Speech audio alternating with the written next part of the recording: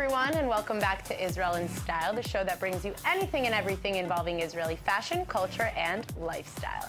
Let's dive right into today's show. First, we're talking sustainable fashion, then modern mosaic artwork. We're going to be speaking to a talented photographer who moved to Israel from Germany not long ago, but has since taken over. And to wrap it all up, some fashion tips for women over 50.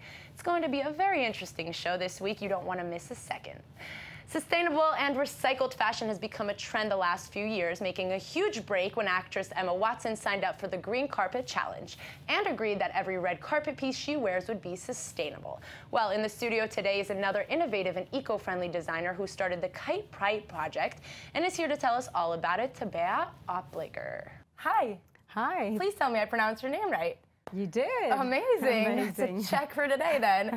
How are you doing? And tell me a little bit about the Kite Pride project. So Kite Pride is all about second wind for kites and people. So we're not only about the fashion, but we are about the people behind the design and the sewing. And yeah, just as it says, second wind for kites and people. Amazing. So what exactly do you do? You guys are focusing a lot about, like you said, the people and the jobs themselves, but also the kites. So why don't you tell us how it got started? It was first started by a kite surfer, a Swiss kite surfer actually. She was really, she saw every kite surfer walk around with IKEA bags and all their kite stuff in there. And she also fixed kites, broken kites, and she was just, there was one kite that she had that she couldn't fix anymore, and then it was kind of like almost a holy discontent. I don't want people to walk around with IKEA bags. Let me make a bag out of an old and broken kite. And when she finished the bag and gave it to the guy, she had about 20 people lined up for a bag. You're like, I don't want to go all the way to IKEA to get the bag that I'm going to put my kite in. Why don't I put an old kite, make it a bag, and then put my stuff in it? Exactly. So that's how it all got started. Now you guys are using used or, you know, torn up, whatever it is, unusable kites. And they're for kite windsurfing, you said? Those specific kites? They're for kite surfing. Okay. And so this designer, Rebecca is her name, she heard about us and she heard that we wanted to start to create jobs for people in need, people exiting the commercial sexual industry. Right. We wanted to create jobs for people who didn't find any. And at the same time, she was like, why don't you, the whole idea of old and broken becoming new and beautiful is like the people, old and broken. I mean, not all of them are old, but just their old life, leaving it behind them, broken, and making them beautiful again and giving them a second chance in life. Right, a fresh start, just like the kites are getting in a new form, in a new sense. They're getting this with the new job. Exactly. So she donated the whole brand to us and said, run with it, fly with it. And so the whole brand. The whole brand. And so we now create new designs. We took some of her designs, but we're just creating it to fit the people who want to buy our products. And we've refined them. We've made them even better. We're very high on quality. And yeah, so. So how does it work? If I have a kite, you know, that I'm done with or it's not usable, I come and I, you know, give it to you guys, I lend it to you guys, or do you guys make the bag for the people that come and bring the kites? How does it work? People can donate kites to us. We want to make it really easy for them, and not to throw them, not to leave them somewhere in the attic or in some corner of their house and throw them out. Instead of trashing them, they can bring them to us, but as I said, to make it very convenient, we go and pick it up. So once a month, we do tours all over Israel. We contact kite surf shops. We contact people. We advertise it on Facebook, on our website, on Instagram, and just ask people to donate kites. And we don't only ask them to donate, but we want to reward them for donating, and they can choose a free product. That's amazing. So what about the products? You said that you guys are making bags. Is it only bags and just different designs and shapes, or are you guys making other accessories? Right now we're focusing on bags. We have a very small one, travel pouch. That's our smallest one. Would not really be considered a bag, but somehow. And for the accessories for the kite surfers. Exactly. Okay. Sunglasses, sun cream and all that. And then we have a classic bag. We have a grande that fits everything a family needs for the beach. and kite surfers, they can even just strip off their wetsuits right standing in the bag.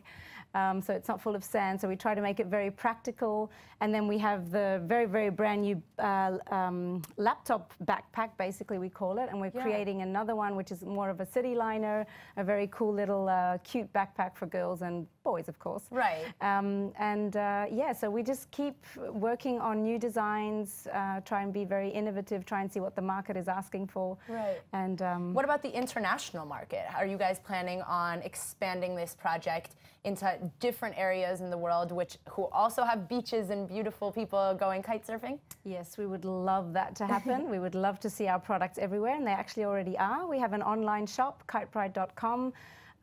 People can order from all over the world. We ship it out, and are just excited to see pictures popping up on our Instagram saying this is your Kite Pride bag on the beaches in Florida, in Australia, anywhere in the world. Amazing. Well, thank you so much. I'm in love with this project. It really means a lot, and it looks like it's being very successful for you guys. So thank you so much for joining. Everyone, make sure to check out the Kite Pride website, learn some more about the project, and get involved. Mosaic artwork has been around for thousands of years, one of the oldest art forms that exists today. And while this next artist hasn't been around for that long, she sure knows the technique and creativity it takes to create a powerful mosaic. So with us now in the studio is Mia Schron to tell us all about her pieces. Hi, love. How are you? Hi. Good. How are you? I'm great. So why don't you tell us a little bit about mosaic artwork and how you kind of got involved in it? So I started in mosaic artwork about 5 years ago. I inherited all of these plates from my great-grandmother, who was 104 when she passed away, which is also an artist. Yeah. And so I got all of her plates, and then they had lead paint on them, so I couldn't use them to eat from. So I decided at that point I had to do something with these plates. So I already was studying painting, I did design, and so I just took the plates, and I wanted to learn how to make a table or something functional. So I went to Philadelphia and worked underneath a really well-known mosaic artist, Isaiah Zager, and I was his assistant, and that's how I learned. That's how you learned. I learned on the street. So you like literally. Like I started in the streets. Yeah, This is how this whole mosaic started thing on the happened. streets, and I was his pretty much apprentice, and I kind of helped him install a large wall in Philadelphia. Wow, that's amazing. how I learned. So what exactly, for those who don't know, is a mosaic artwork? Okay. And what are kind of like the techniques that you use to do it? So, I mean, there are different styles of mosaics. You can tell my work is a little more abstract. There are mosaics which we find in Israel often that are very organized, and you can see a bit more imagery. Okay. So I'm using different ceramic pieces. I'm using found objects. We glue all the pieces down first. We let that dry, and then we take this grout substance, which is like a clay, and we put it over all of the pieces. Over so we put the pieces down first, then we put the grout over them, and then we clean off each piece so that the pieces stay in place. So helpful hands, you said that you helped when you were, kind of learning and grasping the technique. Right. And you brought here something for me to try to grasp the technique a little bit. So why don't you show us and tell me what exactly I am supposed to be doing? Sure. I brought you a tile that's designed here in Israel. This is sort of a typical tile we'll use. I like to use these patterns. I also sometimes with anything with a plastic coating you can throw into a mosaic. Okay. So I have mirrors here. I have a foosball. Yeah, creature. things that you just kind of find things. Yeah, but this is very typical. So I want to show you how to how we break the pieces. So one option is just to take a hammer and break it. But this is kind of a little more hands-on and kind of more fun. So what do you do? So you're going to hold this. Okay. Okay. You're going to put the piece with two hands. You're going to put the piece here. You can squeeze it. Okay. I'm going to take my hands off the piece. All right. It's going to fall. Okay. So go for it. You're going to just crack it. Yeah. Good. And these are the pieces that we kind of get afterwards. These are the pieces that we get, and then you can even cut it smaller and smaller. And this is how. So then we take these and kind of put them together, and we can create a new image. So you said, these are the pieces that you're going to be taking first and then putting the grout on top of. Exactly. So even if there's text like the "I love you so much" mosaic, there's a lot of text, and so we put the text down first, then we kind of surround it with mirrors and whatever we can find. I mean, amazing. So what has been something that we can put that back. Yeah, these we can put back over here. I forgot to. We have safety goggles, people, but I forgot. We weren't weren't using them. Yeah. We were being a little crazy. Right. So what has, been something that's like a piece that's been so monumental for you? You've been doing things around Tel Aviv. Is there one piece that really stuck with you? So, I mean, in Israel, I think the first piece I did was in Jerusalem in a couple's garden. Wow. That was my first commission. Okay. I did other street art, but that one was really special because I stayed at their house and it was amazing. really big and colorful and I just was it's blue and yellow. It's right here. So this is beautiful. Yeah. So what about, like you said, it was commissioned. So what if people are looking or companies are looking to commission you for a piece? Where can they find you? They can find me on my Facebook page, Mosaic with Mia. Okay. Just kind of around. And you have an Instagram page, and I have an Instagram, which is called Mosaic with Mia. Mosaic with Mia. So basically, if people are looking to, or anybody here in Tel Aviv, anybody here around the world is looking to get commissioned, to commission you for a piece, they can find you there. Yeah, and I also teach workshops in my studio. So we do small things. If it's one night, it's an intro to mosaics. Wow, that's very interesting. I'm definitely going to need to talk to you about this because this is definitely a type of art form that takes a lot of creativity, and it's actually really fun to kind of play with your hands and really get into the artwork. So thank you so much, Mia, for joining us. Thank you for having me. Thank you. I have a gift for you before we go. Amazing. So this is a piece that I made in my studio. Oh, this is amazing. Thank you so much. You're welcome. Check this out, people. I'm sure you have many artists and bloggers to follow along, but none who are as creative and unique as Mia. So make sure to check out her page and give her a like or a love. So some people are constantly looking for ways to get in front of the camera, to be the subject or muse to a talented cameraman. Well, right now in the studio with me is a man who prefers to live his life behind the camera and inspire those around him with his adventurous photos in indescribably unique colors. Basti Hansen. Hi. How are you, love? I'm good. How are you? I'm great. So why don't you tell us a little bit about how you got into the field of videography and photography and how it is you do what you do? All right. So I'm a adventure filmmaker and photographer, and I shoot campaigns for different companies and brands. And I guess how I started is I was always I always had a thing for cameras, and I always liked the idea of cinema and the cinema experience. Right. And to be drawn into a story that is told by images, by mainly images. So and then it's about 4 years ago, I came to Israel for what was supposed to be 1 year. What was meant to be 1 year, but coming to Israel, it never actually lasts that long. Yeah, it turns out.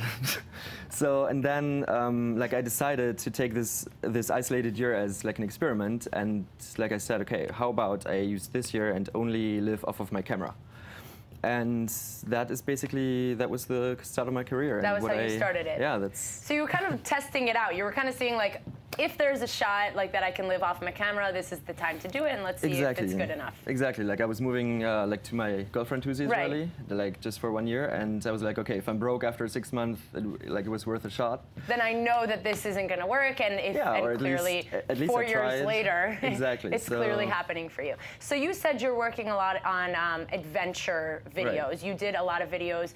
You name them Oh London or Oh Europe. How do you get inspired by those, and what kind of content are produced in those videos? So this OXX series, Oh London, Oh Paris, Oh Europe, it's basically a collection of locations and of emotions in locations. So I would travel to a place and I would make a video about this location. Yeah. That's the whole idea, to inspire people to go out and explore this planet. And kind of get to know the city that you went to in your different ways. Exactly. And so I see obviously here in the background, and I'm sure also on the screen that you're going to be able to see it, the colors are unique. Not a lot of people are using these color techniques and these effects. Tell us a little bit about that.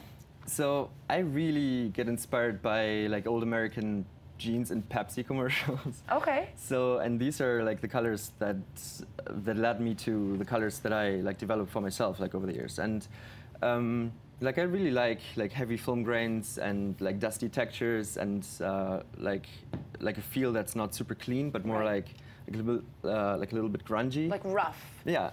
So that's the style that, in photography, you don't choose a style and that's what you go with. It's this style developed over years and years of things that I tried and didn't like, and then you change stuff, and then you develop over the years, basically. Right. Yeah. And you're offering, I know on your Instagram, actually the packages for these Exactly. effects. So how did that start? Exactly. So like a lot of people would reach out to me and say, hey, like I saw your colors. How do I make my pictures look like yours? And then I thought, okay, so apparently there are people interested in my colors, and why not using the colors, like the presets that I make for myself, like in Lightroom, and offer them to people. And then I started selling these color presets that are available on my website. On your website. Yeah. What are some, you were saying you do a lot of commercials or a lot of collaborations with different brands. What's the most influential brand that you've really collaborated with that you love the most, let's say? There would probably be Mercedes-Benz. Casual.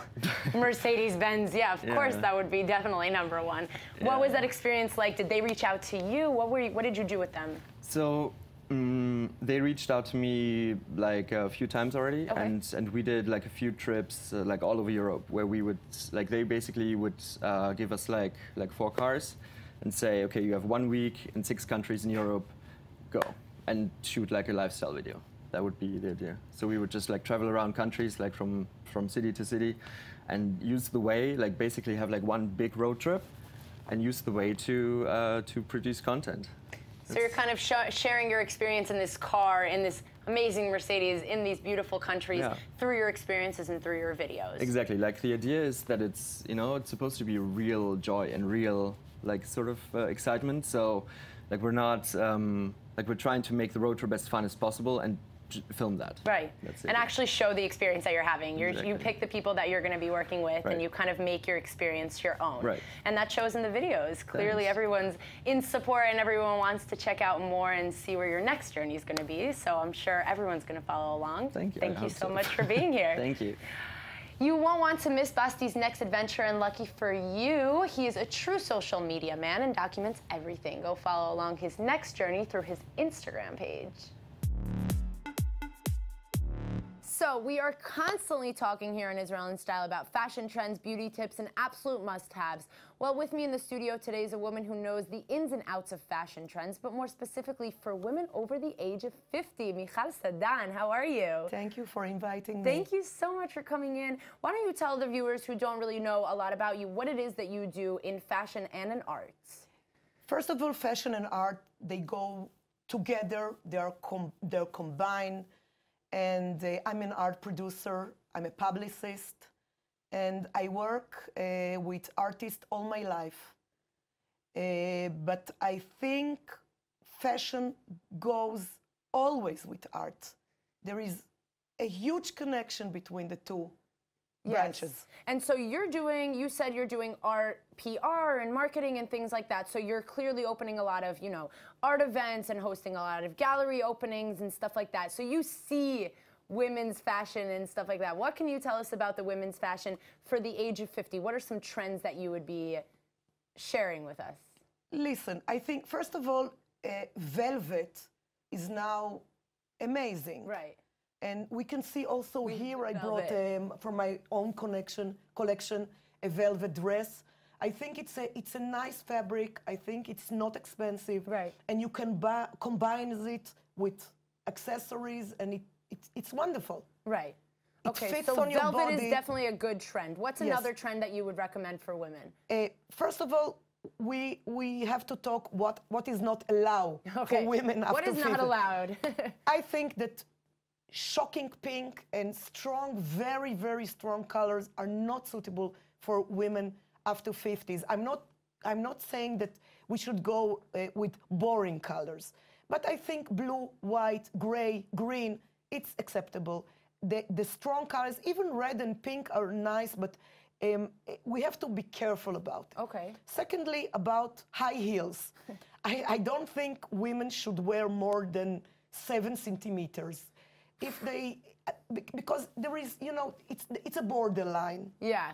And if you are doing something like the young women, like 12 centimeters, and many, many accessories, which looks like a Christmas tree, I think it's more pathetic.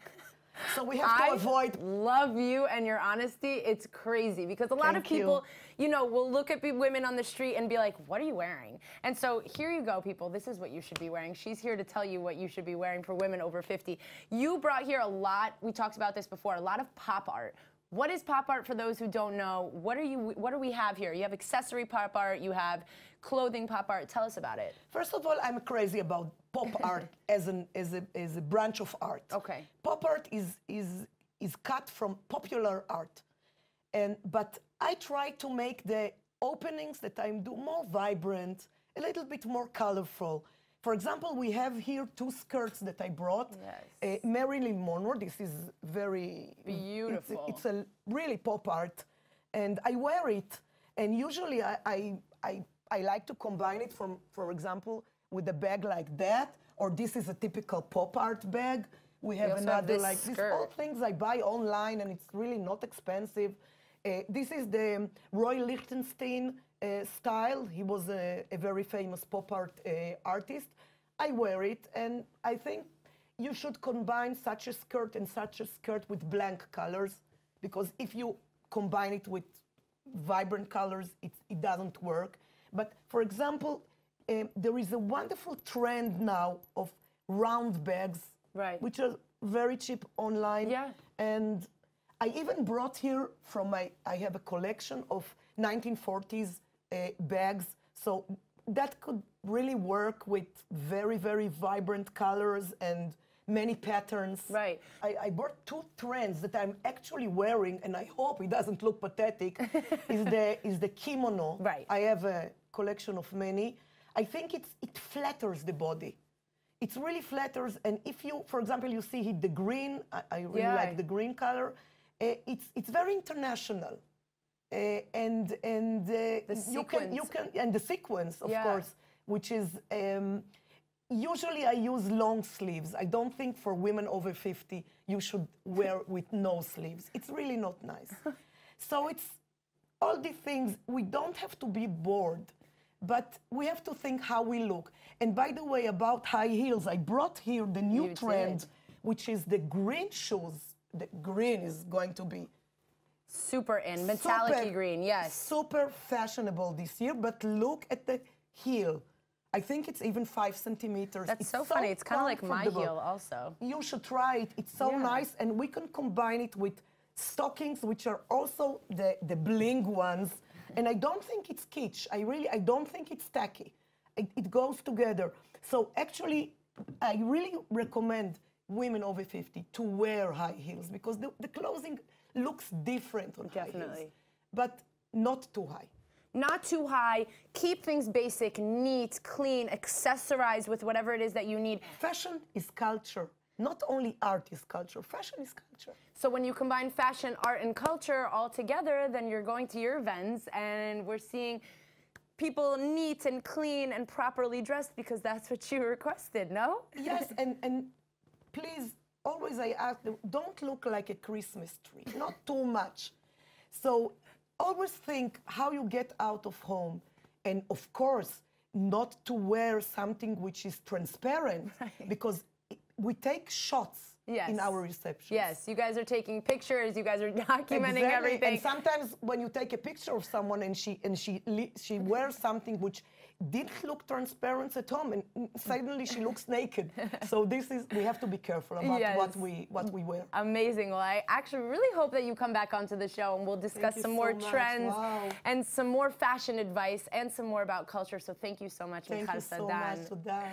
Listen up, women. Michal Sadan knows what's up when it comes to fashion and art events. If you're looking for an art consultant here in Israel, or for some fashion tips, you know who to go to. That's all for today's episode of Israel in Style. Thanks to all the guests who came into the studio, and for all you viewers out there that want to catch up on some episodes, you can check us out on iltv.tv/Israel in Style. Have a fabulous and stylish week, everyone. Bye.